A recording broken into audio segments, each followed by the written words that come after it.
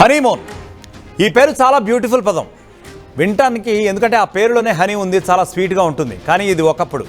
ఇప్పుడు మాత్రం హనీమూన్ అంటేనే బెంబేలు ఎత్తిపోవాలి, భయపడాల్సిన పరిస్థితి వస్తుంది.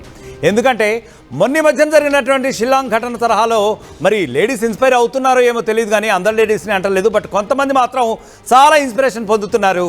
ఇదే తరహాలో వాళ్ళ ఆత్మీయులను కూడా మర్డర్ చేయడానికి ప్లాన్ చేస్తున్నారు.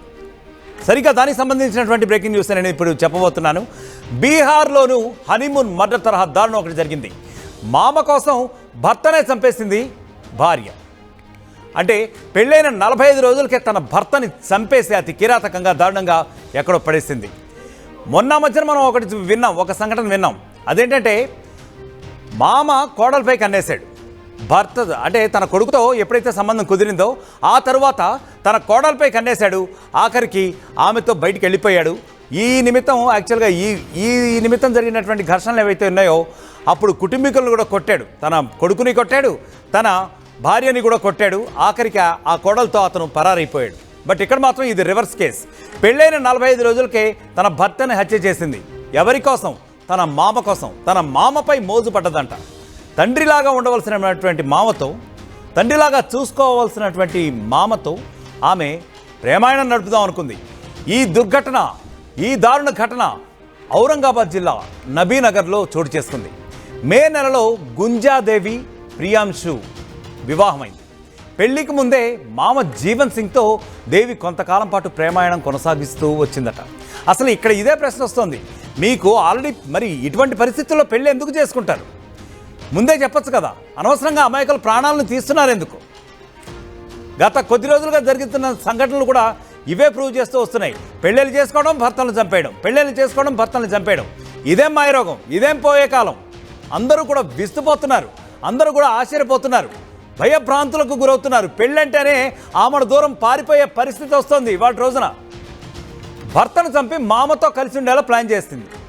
జూన్ 25వ తేదీన ప్రియాంశును కాల్చి చంపింది. దీనికోసం సుపారీ కూడా ఇచ్చిందట ఆ మహాకోడలు. ఒక సుపారీ గ్యాంగ్ను మాట్లాడుకుంది. కొంతకాలం నుంచి కూడా ఎప్పుడైతే ఆ మామతో ఆమె ఈ రకమైన ప్రేమాయణం, మరి పెళ్లి చూపుల్లో ఈ రకమైన పరిచయం అయినట్టుంది. సో పెళ్లి చూపుల్లో ఎప్పుడైతే మామను చూసిందో ముందర తనకు కావలసిన వాడిని, తన జీవితాన్ని పాలు పంచుకోవాల్సిన వాడిని పక్కన పెట్టేసింది. ఇక మామతో ప్రేమాయణం కొనసాగిస్తూ వచ్చింది. తర్వాత పెళ్ళైతే మామూలుగానే అయిపోయింది, ఎవరితో కావాలనుకుందో వాళ్ళతో. ఆ తర్వాత మాత్రం మామని మాత్రం వదలలేదు. మామతో అదేవిధంగా చాట్స్, ఇది ప్రేమాయణం ఇదంతా కూడా కొనసాగుతూనే వస్తుంది. ఆఖరికి ఎందుకో భర్త అడ్డంగానే జస్ట్ 25 రోజుల్లోనే భర్త అడ్డు అనిపించాడు. వీడిని లేపేస్తే ఏకంగా డైరెక్ట్గా మామతోనే ప్రేమాయణం కొనసాగించవచ్చు, తన మోజంతా తీర్చుకోవచ్చు అనుకుందేమో. ఆఖరికి ఒక సుపారీ గ్యాంగ్కి డబ్బులు ఇచ్చింది. ఈ నెల 25వ తేదీన ప్రియాంశు అంటే ఆమె భర్తను అతి దారుణంగా సుపారీ గ్యాంగ్చే కాల్చి చంపించింది. అయితే పోలీసులు వెంటనే రంగంలోకి దిగి కాల్ రికార్డుల ఆధారంగా ఎందుకో అనుమానం వచ్చింది. సో వాళ్ళిద్దరి మధ్య కాన్వర్జేషన్ కానివ్వండి, క్యాజువల్ కాన్వర్జేషన్ కొంత చూసిన తర్వాత ఎందుకో పోలీసులకి అనుమానం వచ్చింది. ఎందుకంటే ఇటువంటి కేసులు ఈ మధ్య ఇటీవల కాలంలో చాలా వస్తున్నాయి కదా.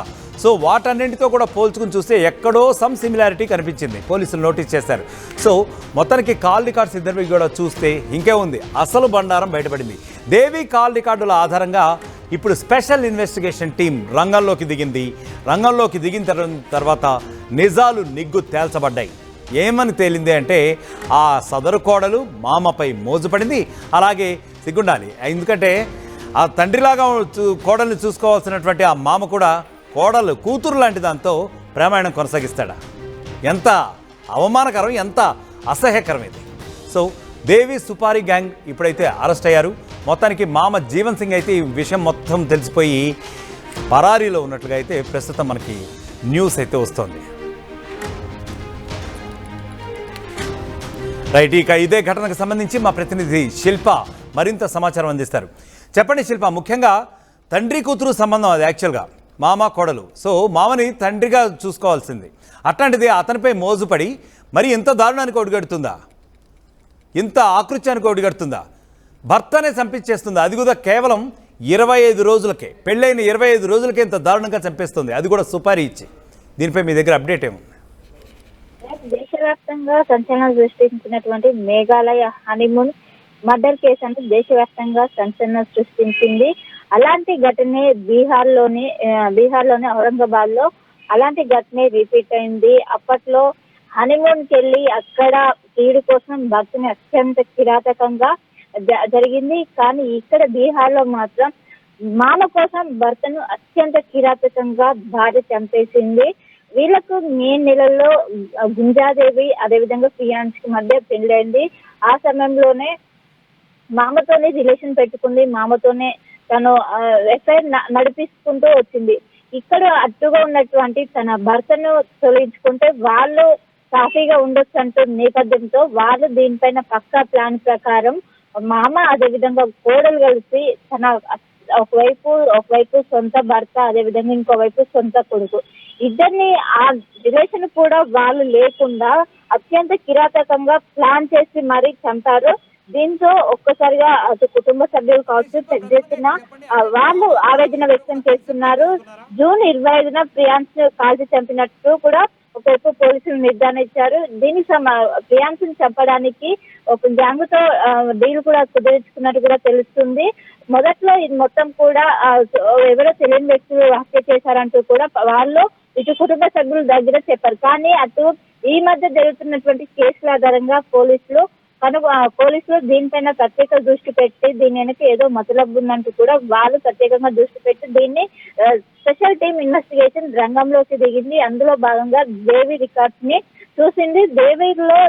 దేవి కాల్ రికార్డింగ్ లో ఎక్కువగా తన మామతోనే తరచుగా మాట్లాడుతున్నట్టు కూడా ఒకవైపు స్పష్టమైంది.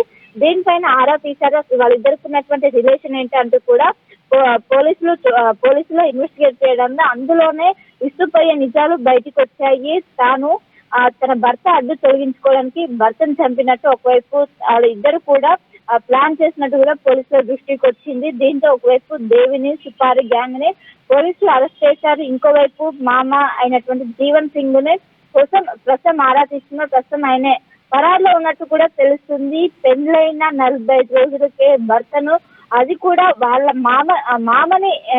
మామనితో అక్రమ సంబంధం పెట్టుకొని భర్తని ఈ విధంగా చంపడం అందరూ కూడా ఒకవైపు కలవడానికి గురి చేస్తుంది.